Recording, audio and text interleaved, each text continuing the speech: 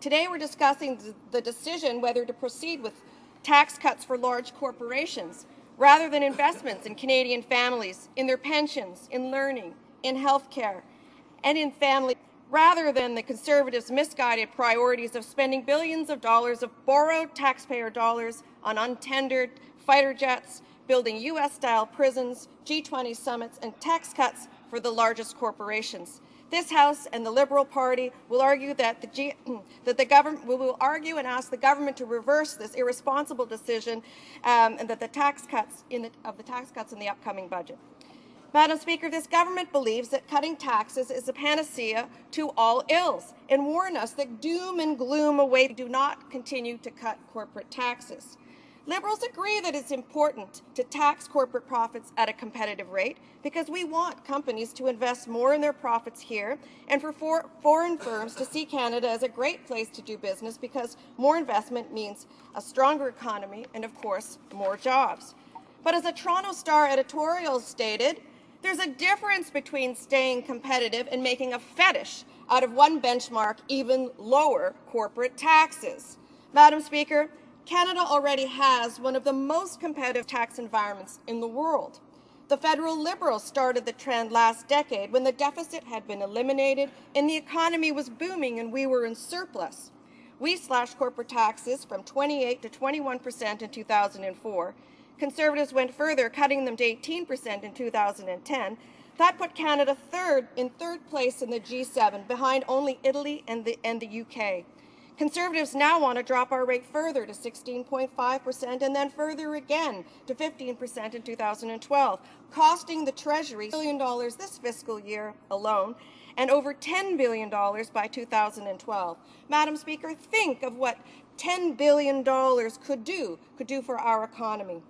Every year since 2000, corporations in Canada have received a generous tax cut. When times were good and everyone was getting tax cuts, Canadians accepted that Ottawa was giving up billions of dollars of revenue, but times are no longer good, and this government is running a deficit of $56 billion, and Canadians haven't had a personal income tax for 4 years. Madam Speaker, as other countries continue lowering their corporate taxes, must we continue to do so? Do we really risk the flight of capital, of corporations, and of investments to other countries if we do not continue to lower our corporate taxes? Well, the Conservatives would have you believe so. In fact, they quote Jack Mintz of the University of Calgary, who says we'll be left behind other countries with more aggressive tax-cutting regimes if we stop cutting our tax rates. But this is false, Madam Speaker. Corporations lay down roots for reasons other than the lowest tax rate. And most of those reasons have little to do with tax levels. Companies locate in Canada because of our highly trained workforce, access to major markets, our lower dollar, sophisticated communications, our lack of corruption, quality social services and social programs, education and an excellent quality of life, and much more. If corporate taxes were all that mattered, Ireland, with its rate of 12.5%, would still be booming. No one would do business in Scandinavia, where taxes remain high, and in the US, where corporate taxes vary from state to state, companies would flock to zero tax havens like Nevada and Wyoming. But they aren't. It's also not clear that corporate taxes necessarily lead to more jobs. The evidence is mixed. Other measures, such as spending on infrastructure or cuts to personal income taxes, may help foster growth and create even more jobs. Jim Stafford of the Canadian Auto Workers argues that cutting corporate taxes would actually destroy jobs. Business would hoard, not hire. Less money in the federal treasury for EI benefits, retraining, and infrastructure. Next year, Ontario businesses will pay a combined federal and provincial rate of 25%, which compares to a rate of 35% in the U.S. You would think the growing gap is a big incentive for U.S.-based multinationals to invest in Canada, perhaps even offsetting the higher cost of the Canadian dollar, but wrong. Taxes are of little attraction. In fact, U.S.-based companies, unlike most foreign multinationals, are taxed by the IRS on their global income. So profits that are not reinvested but are repatriated are hit with a higher rate back at home, not the Canadian rate. The lower tax rate makes profits look better in Canada, but that just means they're taxed more in the U.S. So the Conservative tax cut is not a huge draw. In fact, Scott Clark, a former Deputy Finance Minister, points out that after the recent recession, many companies are reporting losses or depressed profits, making tax breaks a lot less attractive than when the economy was booming. Many large corporations won't be paying taxes on their profits because many recorded losses during the recession and will be able to record those losses against their profits for many years to come. Two sectors weathered the recession well in Canada: the oil and financial services industry. So tax cuts for the Conservatives are willing to provide to their friends in Calgary in the oil sector, and of course the big banks. Unlike forestry and manufacturing, which didn't turn a profit and may have benefited from a cut. Making a country that's good for business is a lot more complicated than tax rate a few percentage points. And Madam Speaker, timing is key. Cutting business taxes when we're in a surplus or when the budget is balanced is one thing, but continuing to cut when the deficit is $56 billion effectively means borrowing more to cover the lost tax revenue. We need to hit the pause button and get our fiscal house in order, Madam Speaker. Tax cuts are not the magic bullet for what ails our economy, nor are they the elixir for investment, growth, and jobs, as the Conservatives claim. They're a drain on the fiscal purse at a time when there are better ways to create jobs.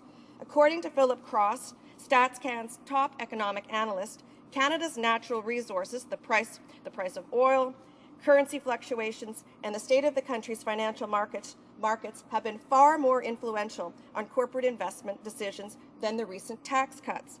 A broad look at how corporate tax rates have changed Canada suggests the impact of small cuts is marginal for most companies. The larger impact is on the government's bottom line. Other analysts argue that as a result of the tax cut, corporations sat on their savings, hoarded the cash, bought back shares, or sent profits out of the country to their foreign headquarters instead of investing, expanding, and hiring in Canada.